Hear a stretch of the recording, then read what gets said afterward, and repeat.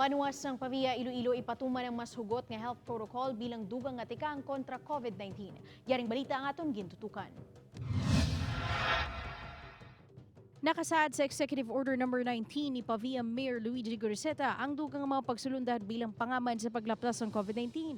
Lakip diri ang paghugot sang mando nga hindi pagtugutan ng mga nagaedad 14 anyos pa idalom kag sa 65 anyos pasaka subong man ang mga may comorbidities nga magwa sa ilang mga balay. Istrikto man nga ipatuman ang curfew hours nga mag-umpisa alas 10 ng gabi tubtub alas 4 sang aga. Exempted diri ang mga may obra sa sulod sang nasambit nga oras. Gina-campaign naton sa ilang kung hindi man gid essential gid ang inyong nga pagwa, then stay at home lang gid kita anay. Magapanguna sa pag-implementar sang mando ang kapulisan upod ang barangay officials kag miyembros ng COVID-19 task force. Sa may aton bangga da.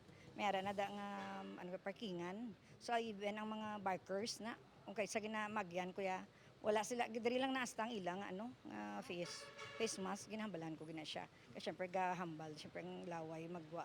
Singko itabuni gid ang baba. Halin Enero tubtub Abril 5 subong nga tuig naglabot sa 118 ang kasos ng COVID-19 sa Pavia. 27 diri ang active cases. Nagapanglima ini sa mga banwa nga may pinakamadamo nga kasos ng COVID-19 sa Iloilo. Upod kay Hans Disyerto, Daryl Marie Sarmiento, One Western Visayas.